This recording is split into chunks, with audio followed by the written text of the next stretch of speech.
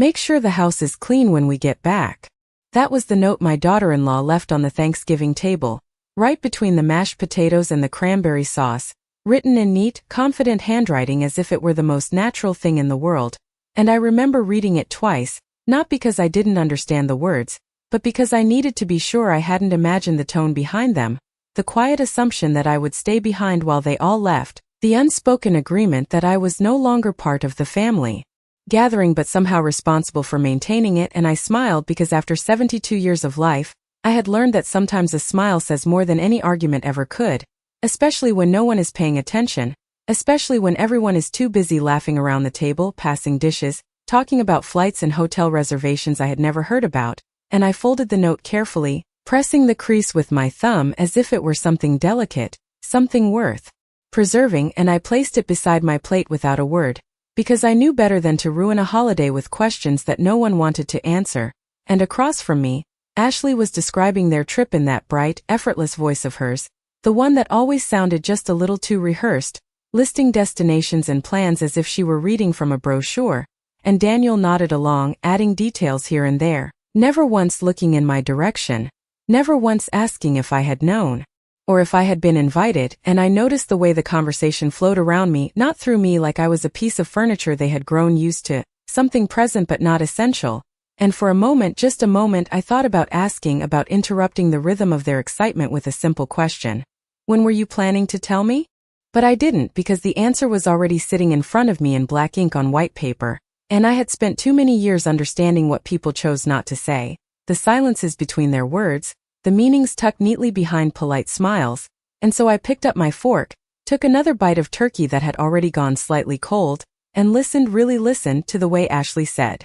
family trip, the way she emphasized the word family just enough for it to settle differently in the room, just enough for it to land somewhere between definition and exclusion, and I wondered when exactly that definition had changed, when I had been quietly edited out of it, because there had been a time when this house was full of noise and warmth and people who needed me, when Daniel used to call me every Sunday just to ask how to make gravy the way his father liked it, when holidays meant planning together instead of being informed after the fact, and I let that memory pass through me like a draft through an old window, noticeable but not strong enough to stop anything, and I reached for my glass of water, taking a slow sip to steady my hands, because I refused to let something as small as a piece of paper betray how much I understood in that moment, how clearly I could see the shape of things shifting around me. And Ashley caught my eye briefly, offering a smile that didn't quite reach hers, as if she were checking for a reaction, measuring something, and I gave her exactly what she expected, a polite nod, a quiet acceptance,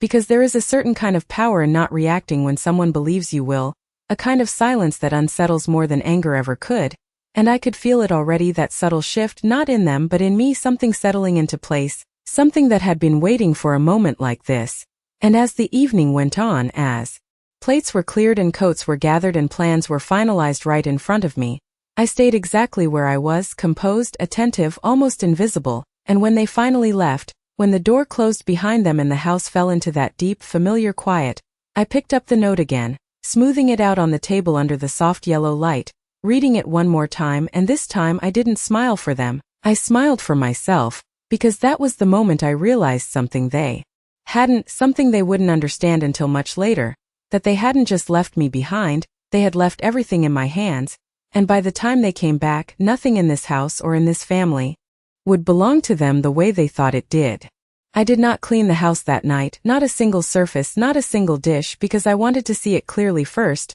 the way it had been left behind, the quiet evidence of how easily they had walked away from it, from me, and I moved slowly through each room with the kind of attention I used to give when Daniel was a child and I would check on him after he fell asleep, making sure everything was in its place, except now nothing felt like it belonged to me in the same way anymore. The living room still carried the faint scent of Ashley's perfume, something sharp and artificial that lingered longer than it should have, and the throw pillow she had arranged earlier that day sat perfectly angled on the couch, untouched, decorative, as if the room were staged for someone else's life, and I stood there for a moment longer than necessary, letting the silence settle in fully, because silence has a way of revealing truths that noise can hide, and in that silence I began to notice the small things, the things I had overlooked before, like the stack of mail on the side table that had been shifted slightly out of its usual place, or the faint glow of Daniel's office light still on down the hall, even though he had said they were leaving straight from dinner, and I walked toward it without rushing, my steps steady, measured,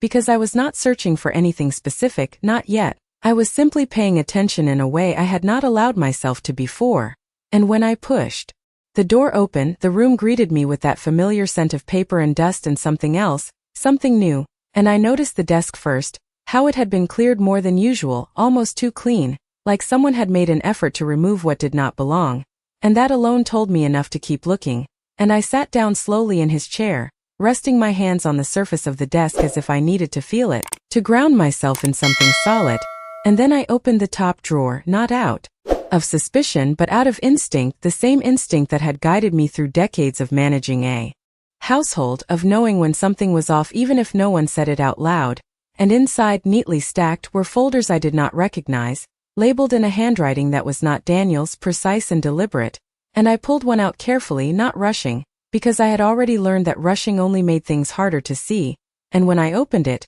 the words on the page did not surprise me as much as I thought they would, perhaps because a part of me had already known, had been preparing for this without admitting it, documents outlining property valuations, estimates, timelines, and there it was, my address printed clearly at the top, followed by notes about potential renovations, resale value, and projected profit, and I read each line slowly, not skipping ahead, not letting emotion rush in to blur the details because details matter, they always have, and as I turned the pages, I began to see the shape of their plan. Not something sudden or impulsive, but something calculated. Something that had been discussed, refined, agreed upon, all without a single word to me, and I placed the papers back exactly where I found them, aligning the edges carefully, because I did not want them to know yet, not until I understood everything, and I leaned back in the chair, closing my eyes for just a moment, not out of exhaustion, but to let the realization settle fully, because once you see something clearly, you cannot unsee it,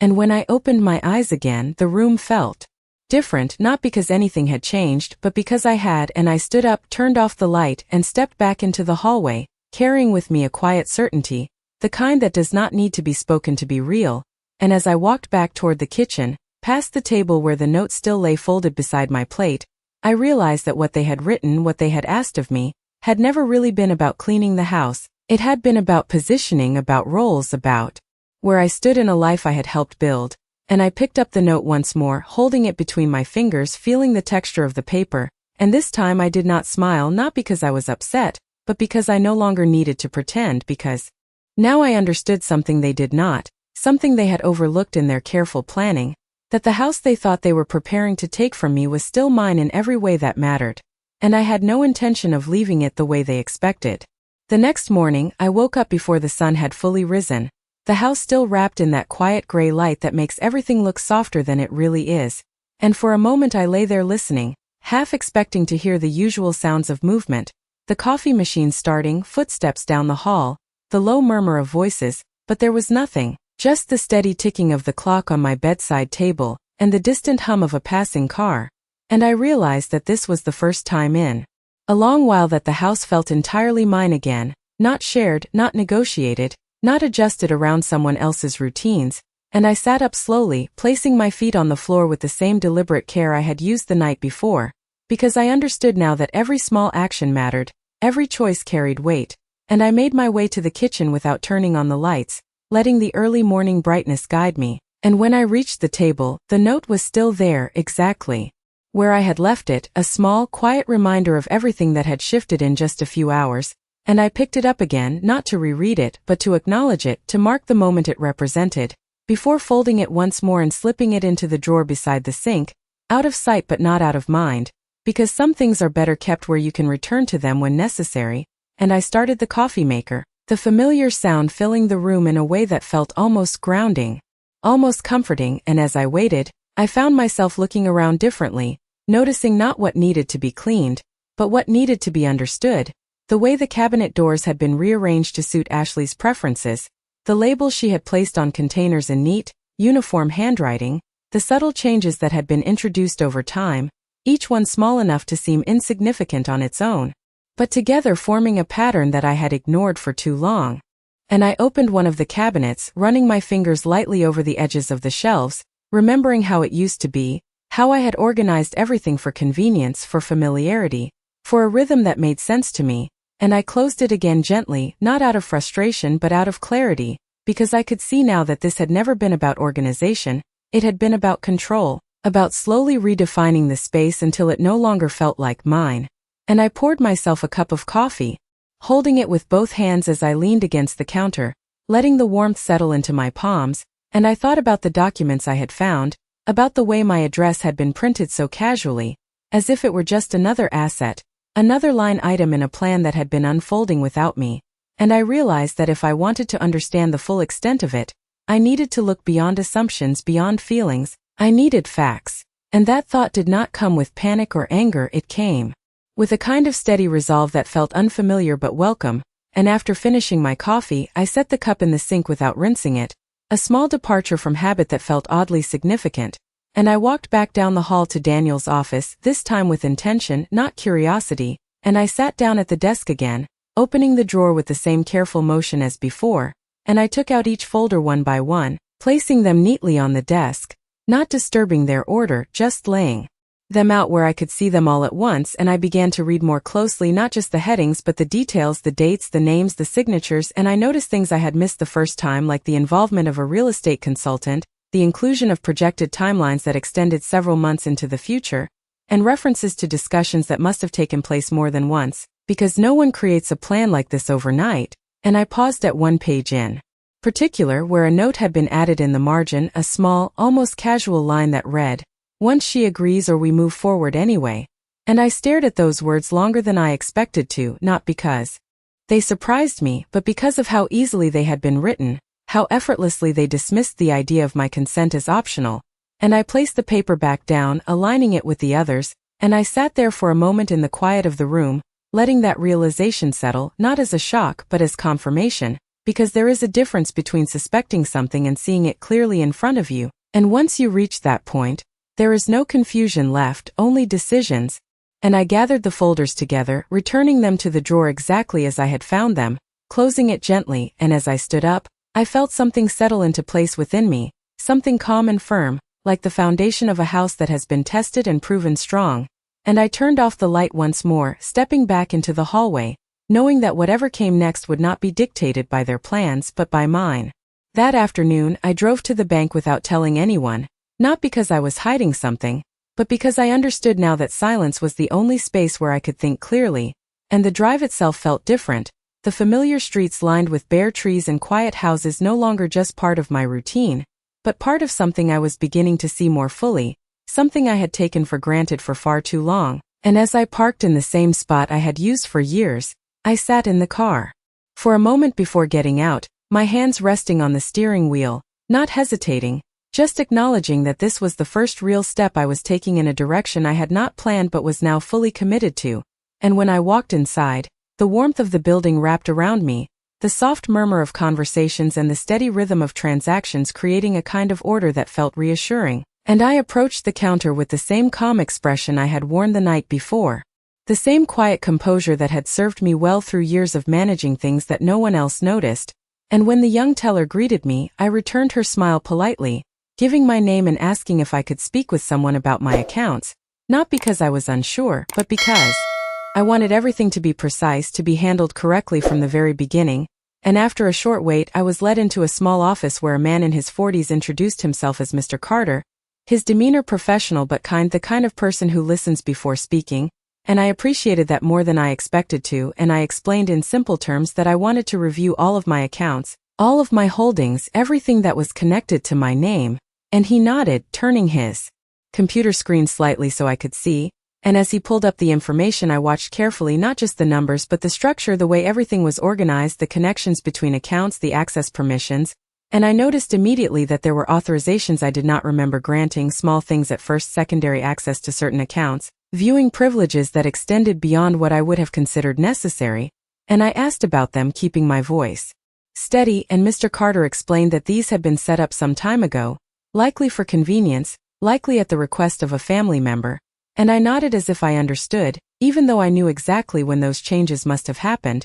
and I realized then that what I had seen in the office that morning was not just a plan, it was already in motion, already weaving itself into the structure of my life in ways I had not fully recognized until now. And I leaned back slightly in the chair, taking a slow breath, not because I was overwhelmed, but because I wanted to be deliberate in what I said next. And I told him that I would like to make some changes, that I wanted to remove all secondary access, all shared permissions, that I wanted everything to be returned to my sole control. And he paused for just a moment, not questioning me, but ensuring that I was certain, and I met his eyes and nodded, because certainty was the one thing I had no shortage of anymore. And as he began processing the updates, explaining each step in clear, careful language, I listened closely, asking questions where necessary, not out of doubt, but out of a desire to understand every detail, because I had learned that understanding is what gives you control, and control is what they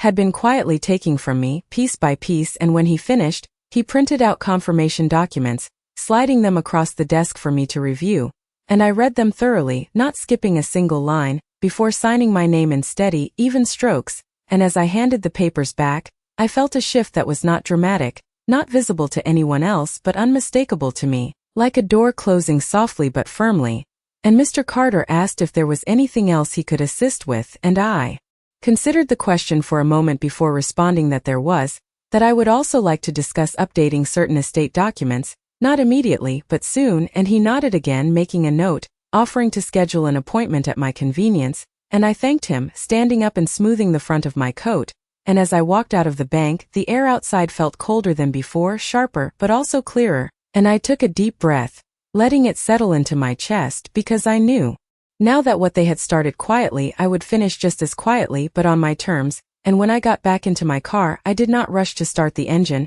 I simply sat there for a moment, allowing the weight of what I had done to settle, not as a burden but as a foundation, something solid, something I could build on, because for the first time in a long while, I was no longer reacting to what was happening around me. I was deciding what would happen next. When I returned home, the house greeted me with the same quiet stillness, but it no longer felt like something that had been taken from me. It felt like something waiting, something paused mid-breath, and I stepped inside, closing the door gently behind me, taking off my coat with slow, deliberate movements, because there was no longer any need to rush, no need to react, only a need to proceed carefully. And I walked through each room again, not as someone checking what had been left behind, but as someone reclaiming what had always been theirs. And this time I noticed different things, not the traces of Ashley's preferences or the subtle rearrangements, but the structure beneath it all, the bones of the house, the way the light moved across the hardwood floors in the late afternoon, the way the walls still held the memories I had built into them over decades,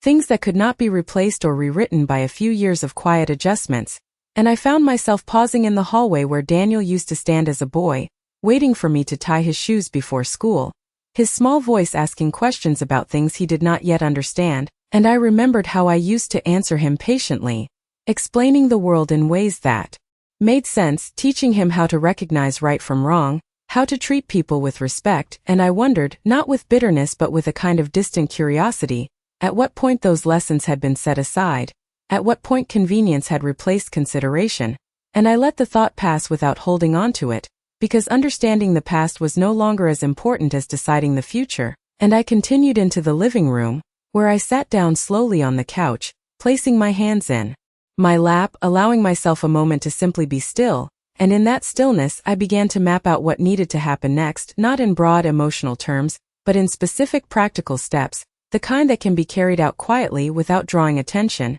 And I thought about the appointment I would schedule with the attorney, about the documents that would need to be reviewed and updated, about the structure of ownership that I had assumed was understood but now realized needed to be clarified in writing in a way that left no room for interpretation. And I stood up again, moving toward the small desk in the corner of the room where I kept my personal records, opening the drawer and taking out the folder that contained my original documents, the ones I had not needed to look at in years, and I placed them on the table, opening them one by one, not because I doubted what they contained, but because I wanted to see them again with fresh eyes, with the understanding I had gained in just the past 24 hours. And as I read through them, I felt that same steady certainty returning, the same quiet confidence that had guided me through other difficult moments in my life, because I had faced uncertainty before. I had made decisions that others did not understand at the time, and I had learned that clarity does not come from noise, it comes from patience, from observation, from allowing the truth to reveal itself fully before acting, and I closed the folder carefully, placing it back in the drawer, not as something hidden, but as something secured, and I walked back to the kitchen, where the late afternoon light had shifted into a softer, warmer tone, and I began to prepare a simple meal for myself, not out of necessity but out of routine, because routine has a way of anchoring you when everything else begins to move. And as I moved through the familiar steps, I realized that there was a difference between maintaining a home for others and maintaining it for yourself, a difference in intention, in awareness, in ownership. And when I finished, I sat at the table alone, eating slowly, not distracted, not preoccupied, simply present. And when I was done, I cleaned up after myself, not because someone had asked me to, but because it was my space, my responsibility, my choice, and I dried my hands on the towel by the sink, glancing briefly at the drawer where I had placed the note earlier, knowing it was still there, unchanged, just as everything they believed would be waiting for them when they returned, and I allowed myself a small, almost imperceptible smile, not of satisfaction but of understanding, because while they were away, thinking they had everything under control, I was here, quietly putting everything back into its proper place. Not the furniture, not the dishes, but the balance itself, and by the time they walked through that door again, they would not be stepping back into the same house they had left behind. The next morning I called the attorney's office just after 9, not because I was in a hurry, but because I knew that timing matters when you want things done properly, and the receptionist answered with a warm, practiced tone, asking how she could assist me, and I gave my name, speaking clearly, evenly, requesting an appointment to review and update my estate documents. And there was a brief pause on the other end, the kind that comes when a name is recognized, when a history is quietly acknowledged, and she offered me a slot later that afternoon, which I accepted without hesitation, because I had already decided that waiting would not serve me anymore. And after I hung up, I stood in the kitchen for a moment, looking out the window at the backyard that had once been filled with Daniel's laughter, with birthday parties and summer evenings that stretched long past sunset. And I let the memory pass through me without holding on to it, because nostalgia can blur your vision if you let it linger too long, and I needed my vision clear now, sharper than it had been in years, and I spent the rest of the morning moving through the house with quiet purpose, not cleaning in the way the note had instructed, but organizing what mattered, gathering documents, reviewing files, making sure that everything I would need later was in order. And when the time came, I dressed simply, choosing a coat that was both practical and familiar, something that made me feel grounded rather than presented, and I drove to the attorney's office with the same steady focus I had felt the day before, the road ahead clear, each turn deliberate, and when I arrived, the building stood as it always had, solid, unremarkable from the outside. But inside it held something far more important than appearances. It held structure, clarity, and the kind of authority that does not need to raise its voice to be understood. And I was greeted by a receptionist who led me into a quiet office where Mr. Reynolds was waiting, a man I had known for years, someone who had handled my affairs with discretion and care, and he stood as I entered, offering a polite smile that carried both professionalism and familiarity, and after we exchanged a few brief pleasantries, he asked how he could assist me, and I did not hesitate. I told him that I needed to review everything, not just the basics, but the full structure of my estate, ownership, access, contingencies, all of it, and he listened without interruption, nodding occasionally, his expression attentive, and when I finished, he leaned back slightly, folding his hands together as if considering not just my request,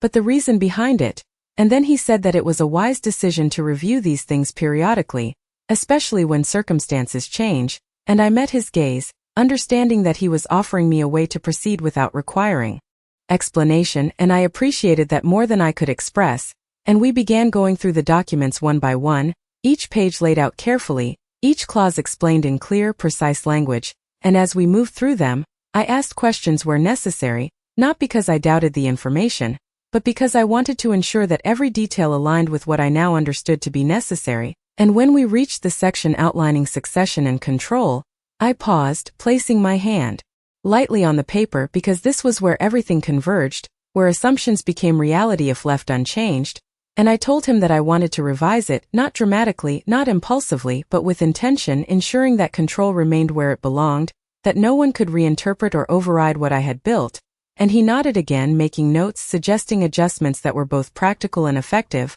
and as he spoke I could feel the structure taking shape, not as a reaction to what had been planned against me, but as a foundation for what I was choosing to put in place, and when we finalized the changes he prepared the necessary documents, sliding them across the desk for my review, and I read them carefully line by line, not rushing, because I understood now that clarity is not something you assume, it is something you confirm. And when I signed my name, it was not just an act of formality, it was a decision, a quiet but definitive statement of where things stood. And when I left the office, the air outside felt the same as it had the day before, cool, steady, but there was a difference in how I experienced it, a sense of completion in one phase and the beginning of another. And as I drove home, I did not think about what Daniel or Ashley would say when they returned. I did not imagine their reactions or try to anticipate their responses, because none of that mattered anymore. What mattered was already in place, already secured. And as I pulled into the driveway, turning off the engine and sitting for a moment in the stillness, I realized that for the first time since I had read that note,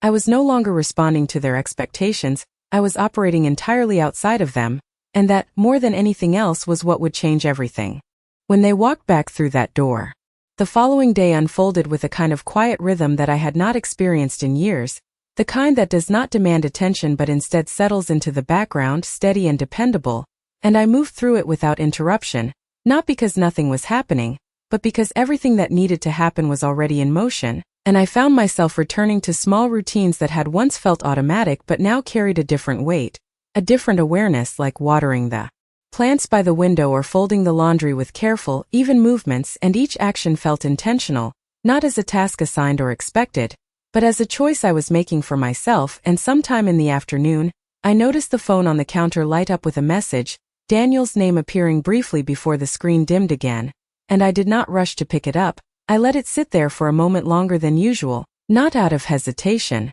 but because I understood that not every message requires an immediate response. And when I finally looked at it, the text was simple, almost casual, asking if everything was okay at the house, if I had seen the note, if I needed anything. And I read it once, then again, noticing what was said and what was not, the absence of an apology, the absence of acknowledgement, the assumption that things would continue as expected. And I placed the phone back on the counter without replying, not because I did not have an answer, but because my answer no longer needed to be delivered in words. And I continued with what I was doing, allowing the silence to remain where it belonged. And later, another message came, this time from Ashley, her tone brighter, more direct, reminding me about the house, about making sure everything was ready, as if the note itself had not been clear enough. And I read that one as well, letting the words settle without reacting to them, because reacting was no longer part of the process. And I set the phone aside, once more turning my attention back to the task in front of me. And as the afternoon shifted into evening, I found myself standing in the living room, looking around with a calm, steady gaze, not searching for flaws or changes, but simply observing, taking in the space as it was. And I realized that there was a difference between maintaining appearances and maintaining control, a difference I had not fully appreciated until now. And I walked over to the small cabinet where spare keys were kept, opening it slowly and examining its contents, not because I doubted what I would find, but because I wanted to be thorough. And I counted them carefully, noting which ones belonged to which locks, and I set them back in place with the same precision, closing the cabinet gently, because details like these matter more than people realize. And as the evening deepened, I prepared another simple meal, moving through the kitchen with the same quiet efficiency, not rushing, not delaying, simply following the rhythm I had chosen. And when I finished, I sat down again at the table, the same table where the note had been left, and I allowed myself a moment of stillness, not to reflect on what had happened, but to recognize what had changed, because the change was no longer something external, it was something internal, something settled and firm. And I reached into the drawer, taking out the note once more, unfolding it carefully, reading it without emotion, without attachment, just as a statement of what had been assumed, and I placed it back down in front of me, smoothing it out with my hand. And for a brief moment I considered leaving it there, exactly as it was, as a reminder, as a marker of the moment everything shifted. But instead, I folded it again and returned it to the drawer, because I no longer needed a reminder. I had already acted on what it represented, and I stood up, turning off the lights one by one as I moved through the house. Each switch clicked into place with quiet certainty, and when I reached the front door, I paused, looking at it not as an entrance or an exit, but as a boundary, something that defined what was inside and what was not. And I rested my hand briefly on the handle, feeling the cool metal under my fingers before stepping away, because I knew that when that door opened again, it would not be under the same understanding it had been before. And as I made my way upstairs, the house settling into its nighttime stillness, I realized that the most important work had already been done, not the visible kind, not the kind that can be pointed to or explained, but the kind that reshapes everything quietly without announcement, and by the time they returned they would not be stepping back into the version of this home they believed they had left behind, they would be stepping into something entirely different, something they had never taken the time to see. The day before they were scheduled to return, the house felt almost too still, the kind of stillness that comes not from absence but from anticipation, and I moved through it with a quiet awareness, not waiting, not watching the clock, but recognizing that everything I had set into motion was now aligned, each decision connected to the next in a way that did not require adjustment or second guessing, and I began the morning the same way I had the others, with a cup of coffee in the kitchen, standing by the window as the light spread slowly across the yard, the bare branches casting thin shadows that shifted with the rising sun, and I found a certain clarity in that movement, the way things change without announcing themselves, without asking permission, and I carried that thought with me as I turned away from the window and set the cup down, because change, when done properly, does not need to be explained, it simply needs to be established, and I walked down the hallway to the small cabinet again, opening it and taking out the spare keys, not rushing, not hesitating, just following through on what I had already decided, and I selected the ones that mattered, setting the others aside with careful precision, because this was not about removing something, it was about redefining access, about ensuring that what belonged within these walls remained under the right authority, and I placed the keys I had chosen into a small envelope, sealing it without ceremony, and set it on the table where it would be seen, not as a message but as a fact, something that would not require interpretation, and I returned the remaining keys to the cabinet, closing it gently, because there was no need for anything to appear disrupted, no need for visible change beyond what was necessary, and as I moved through the rest of the house I made similar adjustments, small, precise, each one aligned with the understanding I had reached, checking the locks, confirming what I already knew, making sure that everything functioned exactly as it should, and when I finished I stood in the entryway looking at the front door once more, the same door I had touched the night before, and I reached for the handle again, opening it slightly, just enough to feel the air from outside, cool and steady, before closing it firmly because this was where everything would converge, this threshold between what they expected and what would actually be waiting for them, and I turned away, not lingering because there was nothing left to adjust, nothing left to reconsider, and I spent the afternoon in quiet preparation, not of the house itself, but of the details that often go unnoticed, placing documents where they would be easily accessible, ensuring that everything I might need was already within reach, not out of caution, but out of completeness. And as the day moved toward evening, I sat once more at the table, the same place where the note had first appeared, and I allowed myself a moment to consider the difference between then and now,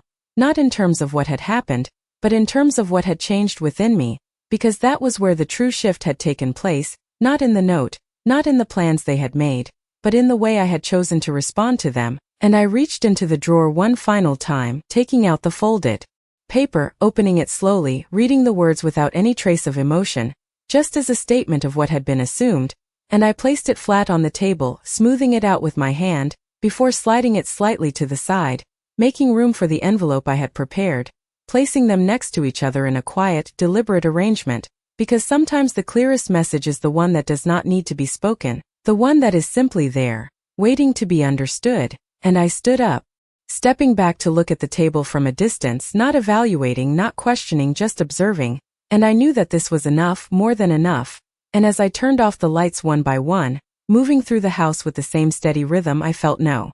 urgency, no tension, only a quiet certainty that everything was exactly where it needed to be, and when I finally made my way upstairs, the house settling into its nighttime silence once more, I did not think about what they would say or how they would react, because those things no longer held any weight. What mattered had already been decided, already secured, and when the sound of their car eventually pulled into the driveway the next day, I would not need to explain anything, I would simply be there, and that would be enough. The sound of the car pulling into the driveway came just after noon, steady and familiar, the kind of sound I had heard countless times over the years, but this time it did not carry the same meaning, it did not signal a return to normal or a continuation of what had been, it marked something else entirely. And I was already seated at the table when I heard the engine turn off, my hands resting calmly in my lap, my posture relaxed, not waiting, not anticipating, simply present, and a moment later I heard the car doors close, followed by the soft crunch of footsteps approaching the front door,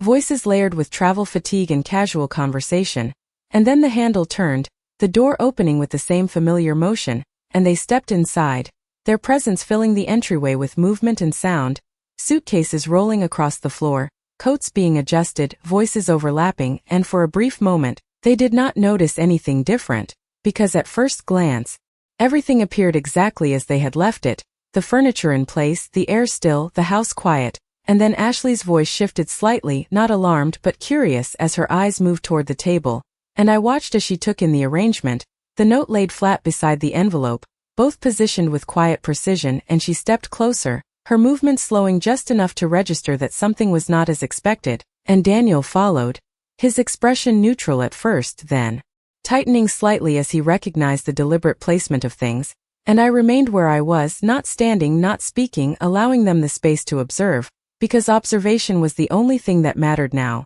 and Ashley reached for the envelope first, opening it carefully, her fingers moving with a confidence that had not yet adjusted to the change in context, and as she pulled out the keys, I saw the shift in her posture, subtle but unmistakable, a pause where there had been none before, and Daniel stepped closer, looking down at what she held, his brow furrowing slightly as he began to understand, not everything at once, but enough to disrupt the assumptions he had walked in with, and for a moment neither of them spoke, the silence stretching just long enough to settle into the room, and then Daniel looked at me, his expression searching as if expecting an explanation, something to anchor what he was seeing to what he thought he knew, and I met his gaze without tension, without challenge, simply holding it, because there was nothing I needed to justify, nothing I needed to explain, and Ashley spoke next, her voice measured but no longer as certain as it had been before they left, asking what this meant, her words careful, controlled, but edged with something she had not anticipated feeling, and I let a brief moment pass before responding, not out of hesitation but because timing matters, because words carry more weight when they are not rushed, and when I spoke my voice was calm, even the same tone I had used all my life, but now it held something different, something they had not heard from me before, and I told them that the house was exactly as it should be, that everything was in its proper place, and that included the way it was managed, the way it was accessed, the way it was understood, and Daniel's expression shifted again, confusion giving way to recognition, as the pieces began to align in his mind, not all at once, but enough to form a clear outline of what had changed, and Ashley looked down at the keys again, then back at the note, as if comparing the two, as if trying to reconcile what she had written with what she was now holding, and I watched them both, not with satisfaction, not with anger, but with a quiet clarity, because this was not about proving a point, it was about restoring balance, about ensuring that what had been assumed no longer stood unchallenged, and the room remained still for another moment, the weight of understanding settling in gradually, and I stood up then, not abruptly but with the same measured calm I had carried through every step of this process, and I walked past them toward the hallway, not brushing against them, not forcing interaction, simply moving forward, because there was nothing left to hold me in place, and as I reached the end of the hall, I paused briefly, turning just enough to speak one final time, not loudly, not sharply but clearly, and I told them that next time they left instructions, they should make sure they understood who they were leaving them for, and then I continued on, leaving them where they stood, the house around them unchanged in appearance but entirely different in meaning, because by the time they had returned, everything that mattered already had